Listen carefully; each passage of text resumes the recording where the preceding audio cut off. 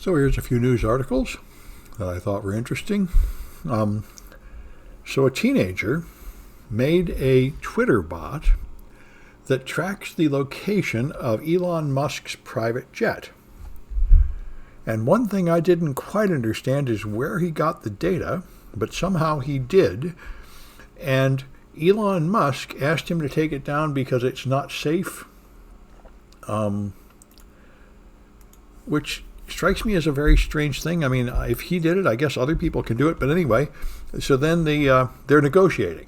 He offered the kid $5,000 to take it down, and then he wanted $50,000, and Elon Musk said that's too much, and the kid wanted an internship at one of Tesla's companies, but he didn't want to do that. So anyway, they're negotiating. It's a strange sort of blackmail or something. I don't think any of it's illegal. And what strikes me is it doesn't seem to solve the problem. I mean, if there is some public database containing the information about his jet, he's not really fixing the problem. Anyway, I was sort of glad to see this article that agrees with what I've been telling people. As far as I can tell, there's not much reason to have antivirus other than Windows Defender anymore, and there's not much reason to have a VPN anymore. The point is everybody's using HTTPS anyway, and all the VPN pay services have been bought by shady crook malware type companies, at least a lot of them. So if you use a VPN, you're more likely sending your data directly to the crooks than you are protecting yourself. And that's what they say here. If you want a VPN, I would just rent a $5 a month server from DigitalOcean and make your own VPN. Then you know it's going just to you. But I think if you look at your threat model, it's unlikely that you actually need a VPN for home use. I see flights can be tracked on FlightAware. Yeah, that's what I thought. There are already places to track it. So the only thing he's doing by getting this kids thing off of Twitter is stopping it from being quite so easy for people to find it. And so I guess if your threat model is, sort of political activists on Twitter that don't really know much of anything, then you'll get more of them. But I would think any serious attacker would know how to find that data. So apparently the Apple, by the way, I found a good paywall beater. It was 12 foot. They call it fixing the 12-foot wall. So Control A should take me there. 12ft.io/. You put that in front of something, and it mostly gets rid of the paywall. Yep. So anyway, so Foxconn, which makes the Kindle and other devices, is doing illegal things. They're getting school children working illegal. They got people running too much overtime and so on, and they've been busted and promised to do better, and then they just did it more. And so one of the people working there that knew they were breaking the law turned him in and reported this, and so they arrested him and put him in stress positions to torture him until he would confess to the crime of infringing trade secrets, which is what I hear a lot. Apparently law enforcement in China is kind of like law enforcement in Mexico or Russia. It's all just totally corrupt, owned by the bosses. They torture people, they frame people. And so anyway, sounds pretty awful. And he is now claiming that Amazon should give him an explanation or an apology. Because his opinion is that Amazon, who is getting the products built in China, should in fact not let people do blatantly illegal things to build those products. And it's an interesting issue. I know this comes by periodically. Yeah, IO is one of the newer domain names. Seems to be more popular.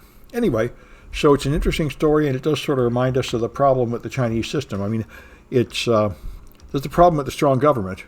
When it gets abusive, there doesn't seem to be all the recourses like suing them and exposing them in the free press and stuff that we have over here. They can just do horrible things and cover it up.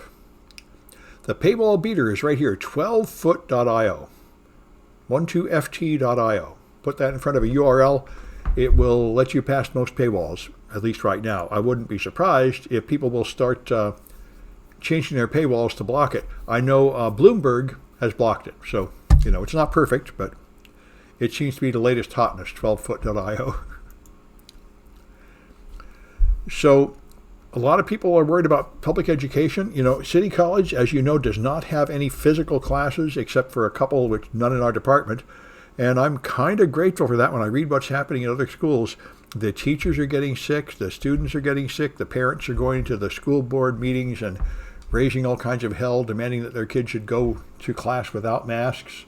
And the poor teachers who have medical conditions that mean they really have to avoid COVID, they are in big trouble because the kids are exposing them to COVID.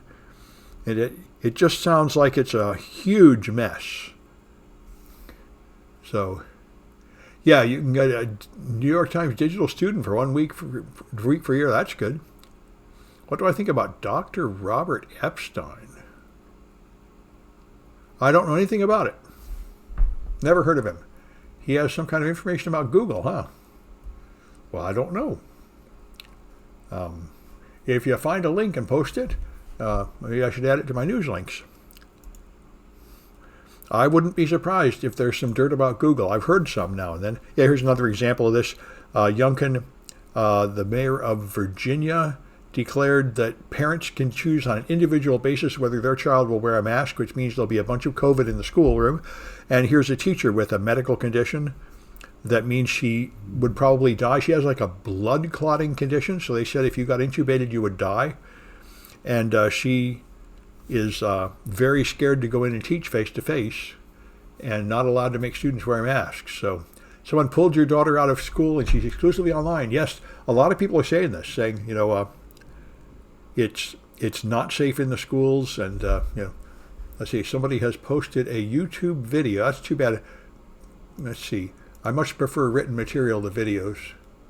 This is at least a short one, though. All right. I am indeed Dr. Robert Epstein. Big tech censorship. Google search manipulation. Okay. I don't know much about it. Okay. Yeah, well, this sounds like usual stuff. They're targeted searching and stuff. But anyway, thanks for posting it. Other people might want to look at it. Yeah, your student is happier. Well, I'm glad to hear it because I know some people say their kids really can't learn with the online thing, probably because they don't have a good internet connection, but also because, especially for young kids, they really seem to need the face-to-face. But anyway,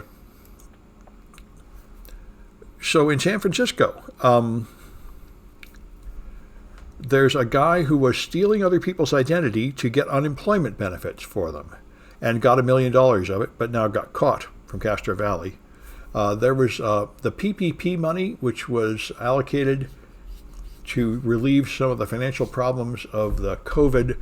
A lot of that was just basically stolen or embezzled. So it's a well-known problem. That video is from PragerU. Yeah, I thought PragerU was some kind of one of those fake news outlets. So I don't know.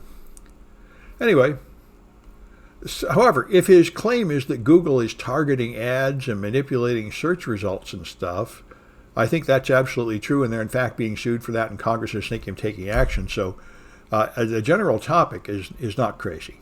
I don't know if he's making some extreme claims, but that is absolutely true. So this one was kind of interesting. You need Windows to be on for 8 hours and online for at least the first 2 hours to update reliably, and this is certainly the case. I've noticed Windows updates take forever. I didn't know it was getting that bad, but apparently it's 8 hours according to Microsoft. All right, anyway, we're up to the official time, so let me stop this video.